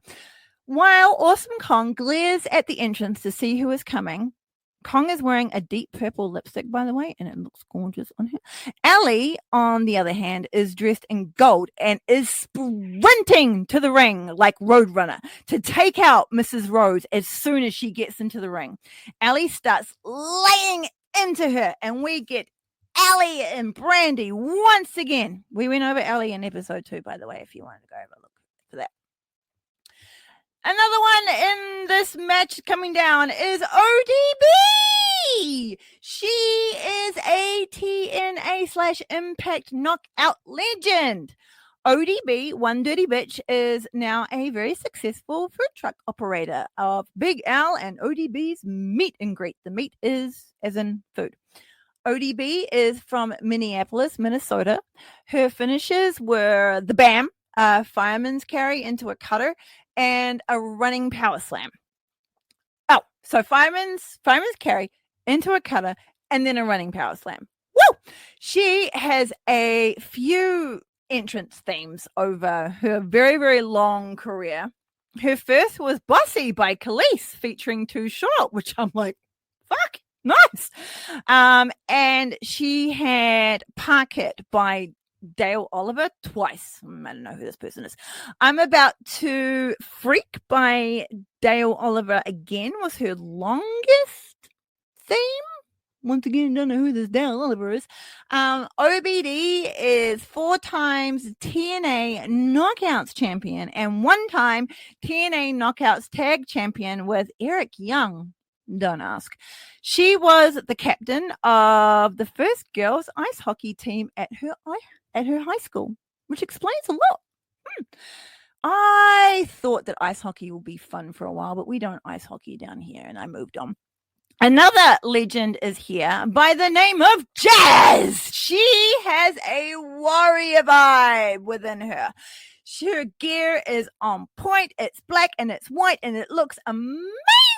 Jazz is a legend. Her finishes were the bitch clamp, an elevated double chicken wing, and the Jazz stinger, which is a sit-out face buster. Jazz has won the WWF and WWE's Women's Championship. One of Jazz's trainers was Junkyard Dog. I bring him up because I was a fan of his as a kid. His card was one of the few that I made sure that I kept for as long as possible. With the ones with the bubble gum hair, like a big chain. He was so fucking cool. She is currently, this is Jazz, a producer and head of the women's division in NWA. Nice. Nicole Savoy magically appears on screen from somewhere. I assume it's magical because I have no idea where she came from. She didn't come down that last group of people. So I'm not too sure. I apologize. Miss Savoy. She's in purple and black with long battle pants and a bondage top, which is always a winner here at Don't Call Me Diva. You know, she, Miss Savoy, was Shimmer's champion for 721 days, people. But she still gets bonked on the head by Awesome Kong and she crumples to the mat. Savoy then gets thrown through the ropes at the wrestlers who are still fighting on the outside, and she takes them all out. Serves them right for not getting into the ring. Everybody starts to clamber into the ring now. And a Teal Piper, who's appeared out of nowhere, stands up to ODB and puts her in a sleeper, which is apparently her signature move. Now, Teal Piper is from Hillsboro, Oregon. Did I say that right? Who knows? In 2023, she beat the champion, Leva Bates, and Allison Kay in a 3-way for the ALW women's title. She has been in a bunch of movies. Oh, and she's Roddy Piper's daughter, by the way, just in case. Brandy is getting the beans beaten out of her by DMD. Sadie Gibbs is recovering from Awesome Kong in another corner, and Nyla drags Savoy by her hair out to the third corner. Nyla sees bigger fish, though, and throws her smaller Nakoi fish over the top rope and back into the ocean. Goodbye, Nicole Savoy. Awesome Kong does the same with hers, which happens to be Teal Piper. And now we get a standoff between Awesome Kong and Nyla Rose. This is what everyone's been waiting for since both women were in the ring. Jazz, not to be outdone though, joins the Big Muscle Mamas meeting in the middle of the ring. ODB flings Teal Piper over the top rope, which I thought had already happened, but she's eliminated now. And ODB joins the other Power Babes in the middle of the ring. B. Priestley has escaped Sadie Gibbs and comes flying at Kong, breaking up the party. And ODB decides to join her in trying to eliminate Kong. Brody Rhodes update, still getting the crap beaten out of her by DMD and Ellie. I got you. The counter goes off and it's time for the Joker. So we've had all four out. The final competitor. Before they do come out, though, ODB and Priestley successfully eliminates Kong. Then ODB eliminates Jazz. Two powerhouses out of the match.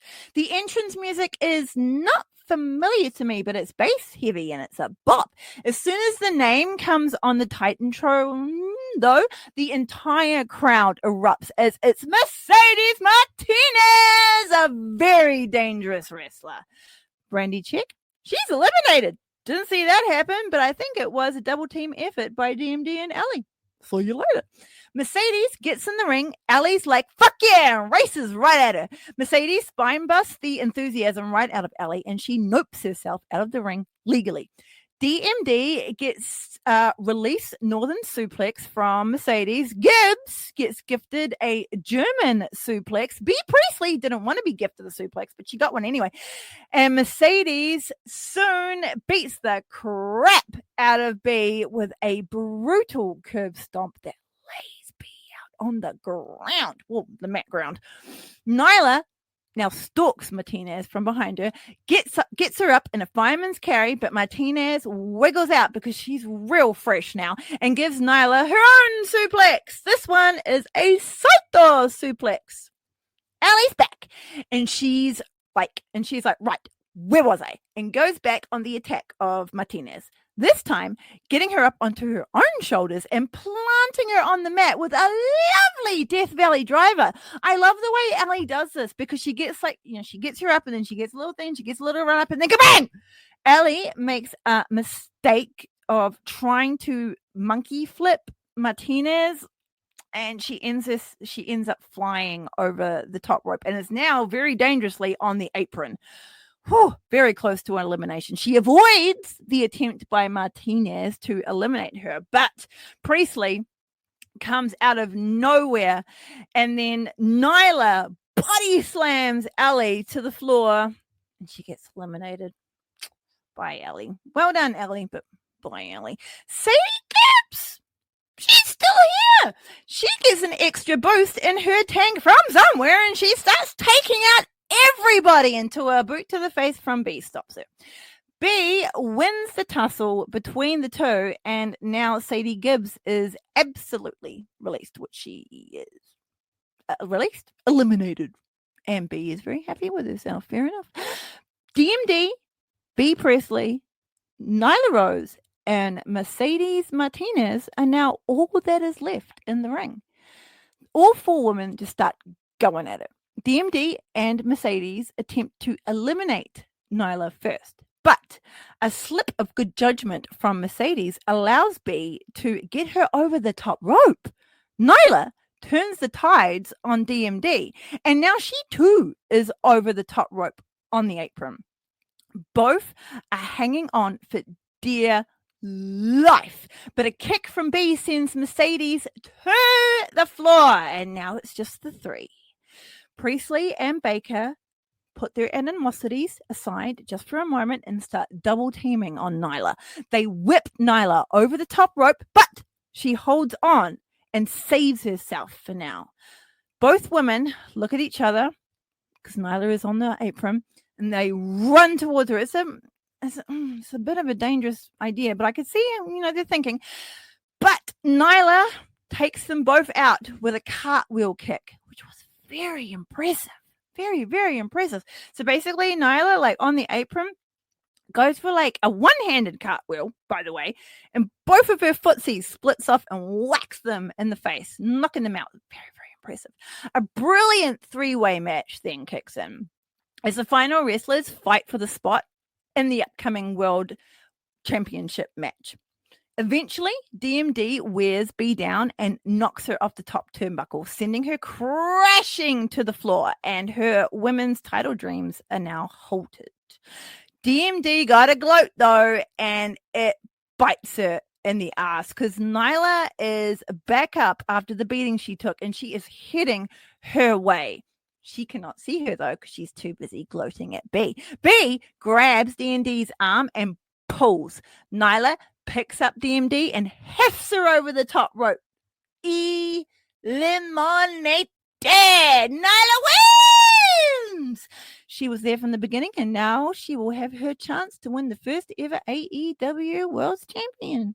A championship against who? We don't know. We'll find out next week. There's no way of knowing unless you slightly look ahead. But that would just be rude, wouldn't it? You wouldn't do that to me, would you?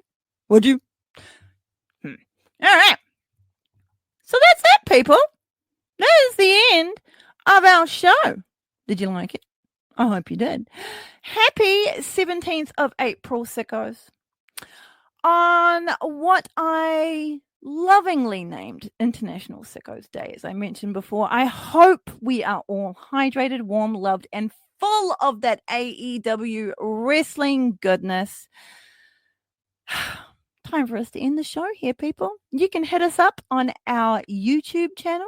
Leave a comment on who your favorite women's wrestler currently is. I will allow outside entertainment to be included. Thank you to Shane, my excellent producer / editor promoter. Thank you to Sickos Club for always having my back. Today, I would like to shout out a wonderful person, Troubles with Weekly Wrestling Podcast. They are releasing a passion project of theirs soon, so go check out the latest episode for details on that. You can find me lurking in the dungeons of threads at Bex_Bastet. We'll see you next time, sickos. Don't be a dick.